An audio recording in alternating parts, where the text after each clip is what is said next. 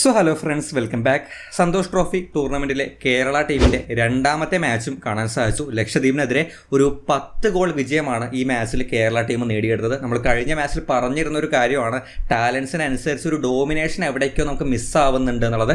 ഈ മാച്ചിലെ നമ്മൾ ഓപ്പണൻസ് കുറച്ച് ദുർബലരായിരുന്നെങ്കിലും നമുക്ക് ആവശ്യമായിരുന്ന ആ ഡോമിനൻസ്, നമ്മുടെ ടീമിലെ ടാലൻസ് വൈസുള്ള ഡോമിനൻസും ചില പ്ലേയേഴ്സിന്റെ പെർഫോമൻസും ആ രീതിയിൽ തന്നെ ആ ലെവലിലേക്ക് ഒരു മാച്ചിൽ വന്നതായിട്ടാണ് തോന്നിയത്. സോ കിട്ടിയ ഒരു നല്ല ചാൻസ്, ആ ഗോൾ ഡിഫറൻസ് ഇൻക്രീസ് ചെയ്യാൻ പറ്റുന്ന ആ ഒരു ചാൻസ് നല്ല രീതിയിൽ തന്നെ കേരള ടീം ഈ ഒരു മാച്ചിൽ മുതലാക്കിയിട്ടുണ്ട് എന്ന് പറയേണ്ടി വരും. ആൻഡ് കഴിഞ്ഞ മാച്ചിൽ നിന്നും ഈ ഒരു മാച്ചിലേക്ക് വരുമ്പോൾ കുറച്ച് ചേഞ്ചസ്, കുറച്ച് പുതിയ പ്ലേയേഴ്സിനെ ആ ലൈനപ്പിലേക്ക് ഇൻട്രൊഡ്യൂസ് ചെയ്തിട്ടുണ്ടായിരുന്നു. കഴിഞ്ഞ മാച്ചിലെ ഗോൾ സ്കോറർ അജ്സൽ ആ ഒരു മുന്നേറ്റ നിരയിലേക്ക് വന്നു. അതിനൊപ്പം നസീബ് റഹ്മാൻ, ജേഴ്സി നമ്പർ 12 വിട്ട് കളിച്ചിട്ടുള്ള നസീബും അജ്സലും ആയിരുന്നു ആ ഫ്രണ്ടിൽ ഉണ്ടായിരുന്നത്. ആൻഡ് കഴിഞ്ഞ മാച്ചിലുണ്ടായിരുന്ന ആ ഒരു ഡബിൾ പിവട്ട്, ആ ഒരു CM DMF ആ ഒരു പോസ്റ്റും കളിച്ച് 2 പ്ലേയേഴ്സെയും പുറത്തിരുത്തി. ക്രിസ്റ്റി ഡേവിസും അതുപോലെ തന്നെ സൽമാനും. അവർക്ക് പകരമായിട്ട് ഗനി നിഗം കുറച്ചൊന്ന് ഡ്രോപ്പ് ചെയ്ത് ആ ഒരു CMF DMF ആ ഒരു റോളിലാണ് കളിച്ചത്.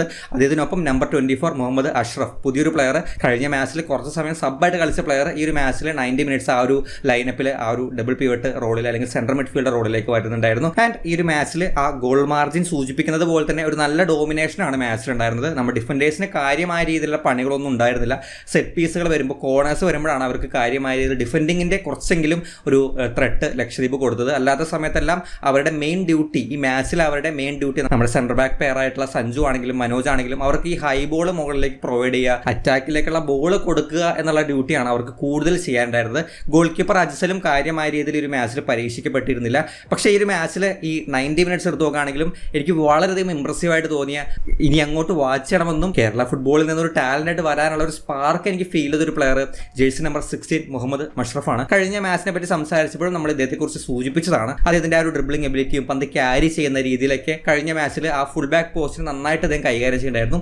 ഈ മാച്ചിൽ നമ്മൾ ഫസ്റ്റ് ഹാഫിൽ കുറച്ച് ഫുൾ ബാക്ക് പോസ്റ്റിൽ കുറച്ച് ഡ്രോപ്പ് ചെയ്തൊക്കെ അദ്ദേഹത്തെ കണ്ടിരുന്നു. പക്ഷെ അതിനുശേഷം ജേഴ്സി നമ്പർ 19 മുഹമ്മദ് റിയാസ് ഒരു ലെഫ്റ്റ് ബാക്ക് പോസ്റ്റിലും ഇദ്ദേഹത്തിന് കുറച്ചുകൂടി അഡ്വാൻസ്ഡ് ആയിട്ട് ഒരു വിങ്ങർ റോളിലേക്ക് ഇതിന് മാറാനുള്ള ഒരു അവസരം കൊടുത്തിരുന്നു. സോ ആ പൊസിഷൻ വളരെ ഭംഗിയായിട്ട്, വളരെ നീറ്റായിട്ട് എല്ലാവരുടെയും ശ്രദ്ധ പിടിച്ച് പറ്റുന്ന തരത്തിലുള്ള ഒരു പെർഫോമൻസ് ആണ് ഈ ഒരു മാച്ചിൽ മുഹമ്മദ് മഷ്റഫ് കാഴ്ചവെച്ചിട്ടുണ്ടായിരുന്നത്. അതിൻ്റെ പേസ്, അതിൻ്റെ ഫാസ്റ്റ് ആയിട്ടുള്ള ഫുട്ടുകൾ, ഒരുപാട് ആ ഒരു സൈഡിൽ ലെഫ്റ്റ് എക്സ്ട്രീംസിലൊക്കെ വരുമ്പോൾ പ്ലേയേഴ്സിനെ ബീറ്റ് ചെയ്യുന്ന ഒരു രീതിയുണ്ട്. ട്വിസ്റ്റ് ചെയ്തിട്ട് പെട്ടെന്ന് ആ ഒരു പ്ലെയറിനെ ബീറ്റ് ചെയ്ത് എങ്ങനെയെങ്കിലും അദ്ദേഹം ആ പന്ത് ഇൻസൈഡിൽ കൊടുക്കുന്നൊരു മെത്തേഡ് ഉണ്ടായിരുന്നു. ആൻഡ് പല സമയത്തും അകത്തേക്ക്, ബോക്സിനകത്തേക്ക് അദ്ദേഹം കയറാനുള്ള ശ്രമങ്ങളും ഒരുപാട് ഈ ഒരു മാച്ചിൽ കാണാൻ സാധിച്ചിരുന്നു. സോ എപ്പോഴൊക്കെ ലെഫ്റ്റ് വിങ്ങിൽ അദ്ദേഹത്തിലേക്ക് പന്തെത്തുന്നുണ്ടോ അപ്പോഴേക്കും ബ്ലാസ്റ്റേഴ്സിൽ നോവയ്ക്ക് പന്തിട്ടുന്നത് പോലെ എങ്ങനെയെങ്കിലും ആ ഒരു പ്ലെയറിനെ ട്വിസ്റ്റ് ചെയ്ത് ഡ്രിബിൾ ചെയ്ത് അകത്തേക്ക് ഒരു ബോൾ വെച്ച് കൊടുക്കുന്നുണ്ടായിരുന്നു. ആൻഡ് ഈ മാച്ചിൽ ഒരു സോളോ ഗോൾ, അതിൻ്റെ പേസ് കൊണ്ട് ആ ഒരു ഓപ്പണന്റ് പ്ലെയറിനെ ബീറ്റ് ചെയ്ത് ഒരു സോളോ ഗോളും അദ്ദേഹം സ്കോർ ചെയ്തു. 2 അസിസ്റ്റും പ്രൊവൈഡ് ചെയ്തിട്ടുണ്ട്. സോ എവിടേക്കോ ഒന്ന് ശരിയാക്കി എടുത്തു കഴിഞ്ഞാൽ ആ ഒരു സ്പാർക്കുള്ള, അല്ലെങ്കിൽ ആ ഒരു കപ്പാസിറ്റി ഉള്ള, ഒരു പക്ക നീറ്റായിട്ട് വൈഡിൽ കളിക്കാൻ പറ്റുന്ന ഒരു കോൺഫിഡൻസ് എനിക്ക് ഈ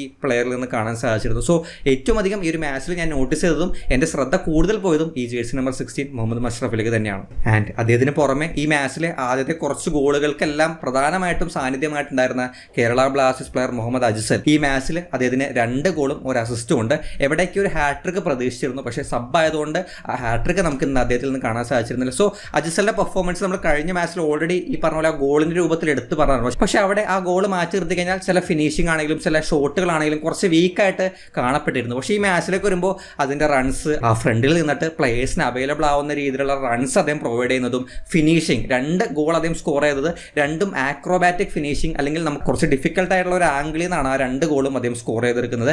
ആൻഡ് അദ്ദേഹം കൊടുത്തിട്ടുള്ള അസിസ്റ്റും ബോളുമായിട്ട് അദ്ദേഹം ബോക്സിനകത്തേക്ക് കയറി തക്ക സമയത്ത് ആ കട്ട് ബാക്ക് വെച്ച് കൊടുക്കുന്ന രീതിയിലാണ് ആ അസിസ്റ്റ് വന്നിട്ടുണ്ടായിരുന്നത്. ചില ടച്ചുകൾ, ചില 1 ടച്ച് പാസുകൾ കൂടി അതിൽ നിന്ന് കാണാൻ സാധിച്ചിരുന്നു. സോ ടോട്ടലി കളിച്ച സമയം അത്രയും നല്ല രീതിയിൽ ആ ഒരു ഫ്രണ്ടിൽ ഒരു സ്ട്രൈക്കർ, ഫസ്റ്റ് മാച്ചിൽ നമുക്കൊരു ഡൾ ഫീലിംഗ് ഉണ്ടായിരുന്ന ഒരു സ്ട്രൈക്കിംഗ് സോണിൽ ഈ മാച്ചിൽ അത് ഫീൽ ചെയ്തിട്ടേ ഇല്ല. അതിൽ ഈ ഒരു പ്ലെയറിന്റെ പെർഫോമൻസ് തീർച്ചയായിട്ടും എടുത്തു പറയേണ്ട രീതിയിൽ വന്നിട്ടുണ്ട്. ആൻഡ് ഫ്രണ്ടിൽ ഇതേ രീതിക്ക് ഗോൾ കോൺട്രിബ്യൂഷൻ നടത്തിയ മറ്റൊരു പ്ലെയർ കൂടി ഉണ്ട്, ജേഴ്സി നമ്പർ 9 സജീഷ്. ഈ മാച്ചിൽ ഹാട്രിക്ക് സ്കോർ ചെയ്തിട്ടുള്ള പ്ലെയറാണ്. കൃത്യമായിട്ട് എത്തിയ ബോളുകൾ വലിയ പ്രശ്നങ്ങളൊന്നും ഇല്ലാതെ, പിഴവുകളൊന്നും കൂടാതെ ഫിനിഷ് ചെയ്തിട്ടുള്ള ടൈപ്പ് ഓഫ് ഗോളുകളാണ്.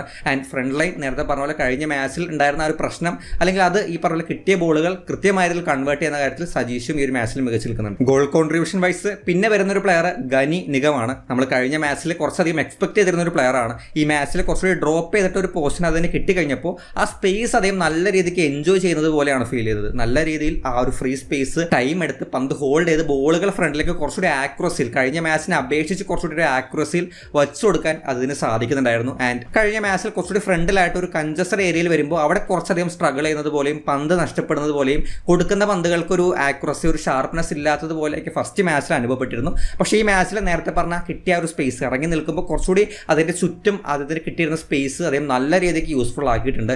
ഇടയ്ക്ക് പന്ത് ഡ്രിബിൾ ചെയ്ത് മുന്നോട്ട് വരാനും വൺ ടച്ചിലൂടെ മുന്നോട്ട് വരാനും ചില പന്തുകൾ വെച്ച് കൊടുക്കാനും ലോങ് റേഞ്ച് ഷോട്ടുകൾക്ക് വരെ അദ്ദേഹം അറ്റംപ്റ്റ് ചെയ്തു. ആൻഡ് ഈ ഇറങ്ങി നിൽക്കുന്നത് കൊണ്ടുണ്ടായിരുന്ന മറ്റൊരു അഡ്വാൻറ്റേജ് എന്ന് പറയുന്നത് ഈ ലേറ്റ് റൺസ് വഴി അല്ലെങ്കിൽ ഈ പിറകിൽ നിന്ന് മാർക്കിംഗ് ഇല്ലാതെ ഫ്രണ്ടിലേക്ക് കയറി വന്ന് ഗോൾ അടിക്കാനും അതിന് സാധിച്ചിട്ടുണ്ട്. സോ അവിടെ അദ്ദേഹം സ്കോർ ആയിട്ടുള്ള 2 ഗോളുകൾ നോക്കുകയാണെങ്കിലും ഈ പറഞ്ഞ പോലെ പൊസിഷൻ വിട്ട് ഫ്രണ്ടിലേക്ക് വന്ന് 2 ഗോളും ആ ഇൻസൈഡ് ദ ബോക്സിൽ നിന്ന് സ്കോർ ചെയ്തിട്ടുള്ള ഗോളുകളാണ്. സോ അവിടെ കുറച്ചുകൂടി ഫ്രീഡത്തോടു കൂടി കളിക്കാൻ കുറച്ചുകൂടി കംഫർട്ടബിൾ ആയിട്ട് കളിക്കാനുള്ള ഒരു പൊസിഷൻ ഈ മാച്ചിൽ ഗനി അഹമ്മദ് നിഗത്തിന് കിട്ടിയിട്ടുണ്ട്. ആൻഡ് ഇവർക്കൊക്കെ പുറമെ സെക്കൻഡ് ഹാഫിന്റെ തുടക്കത്തിൽ തന്നെ ചേഞ്ച് ആയിട്ട് വന്ന് 1 മിനിറ്റ് തികയും മുമ്പേ ഒരു ലോങ് റേഞ്ചർ ഷോട്ട് അടിച്ച് ഗോൾ നേടിയ മറ്റൊരു കേരള ബ്ലാസ്റ്റേഴ്സ് പ്ലെയർ ഉണ്ട്, മുഹമ്മദ് റിഷാദ്. നമുക്ക് കൂടുതലൊന്നും ചെയ്യാനുണ്ടായിരുന്നില്ല സെക്കൻഡ് ഹാഫിലേക്ക് വരുമ്പോൾ. അവിടെ ആ പന്ത് ഹോൾഡ് ചെയ്ത് കിട്ടുന്ന അവസരങ്ങൾ വീണ്ടും കൺവേർട്ട് ചെയ്യുക എന്നുള്ള ഒരു മെന്റാലിറ്റിയിലേക്ക് കേരള ടീം ഓൾറെഡി മാറിയിരുന്നു. ആൻഡ് അവിടെ ആ അവസരം നല്ല രീതിയിൽ മുതലാക്കാൻ റിഷാദിന് സാധിച്ചിട്ടുണ്ട്. ആൻഡ് ഈ ഒരു മാച്ചിൽ മെൻഷൻ ചെയ്യേണ്ട ഒരു പെർഫോമൻസ് തന്നെയാണ് ഗനി നിഗത്തിനൊപ്പം ആ ഒരു സെൻട്രൽ മിഡ് പൊസിഷൻ കളിച്ചിട്ടുള്ള ജേഴ്സി നമ്പർ 24 മുഹമ്മദ് അർഷഫും കാഴ്ചവെച്ചിട്ടുള്ളത്. സോ അദ്ദേഹത്തിന്റെ പെർഫോമൻസും ഈ പറഞ്ഞ പോലെ ശ്രദ്ധിക്കപ്പെടുന്ന രീതിയിൽ തന്നെയായിരുന്നു. ഗനിക്ക് നല്ലൊരു പാർട്ണർഷിപ്പ് തന്നെയാണ് സെന്റർ റീജിയനിൽ ഈ അർഷഫും കൊടുത്തിട്ടുണ്ടായിരുന്നത്. ആൻഡ് ടോട്ടലി നോക്കുകയാണെങ്കിൽ ഒരു ഏകപക്ഷീയമായുള്ള ഒരു മാച്ച് നല്ല രീതിയിൽ ഡോമിനേറ്റ് ചെയ്ത് കളിക്കാനും അർഹിക്കുന്ന ടൈപ്പ് ഓഫ് ഒരു ഗോൾ ഡിഫറൻസിൽ ഒരു വിജയം നേടിയെടുക്കാനും കേരള ടീമിന് സാധിച്ചിട്ടുണ്ട്. പല പ്ലേയേഴ്സിനും ഓപ്പർച്യൂണിറ്റി കിട്ടി. അത് കുറേ പേര് നല്ല രീതിയിൽ അത് യൂസ്ഫുൾ ആക്കി. കുറേ പേര് പെർഫോമൻസ് വൈസ് നമ്മൾ ഇംപ്രസ് ചെയ്തു. സോ ഈ ഒരു ടെമ്പോ അല്ലെങ്കിൽ തുടർച്ചയുള്ള 2 ജയം ടീമിന് നൽകുന്ന കോൺഫിഡൻസും ചെറുതൊന്നും ആയിരിക്കില്ല. എന്തായാലും ഈ പെർഫോമൻസുകളെല്ലാം ഒറ്റ വാച്ചിൽ ഞാൻ നോട്ടീസ് ചെയ്തതാണ്. ഇതല്ലാതെ നല്ല പെർഫോമൻസ് കാഴ്ചവെച്ചിട്ടുള്ള പ്ലേയേഴ്സിനെ നിങ്ങൾ നോട്ടീസ് ചെയ്തിട്ടുണ്ടെങ്കിൽ തീർച്ചയായിട്ടും അവരെ കമന്റ് ബോക്സിൽ മെൻഷൻ ചെയ്യാവുന്നതാണ്. നമുക്ക് എന്തായാലും മറ്റു വീഡിയോയിൽ കാണാം. ബൈ.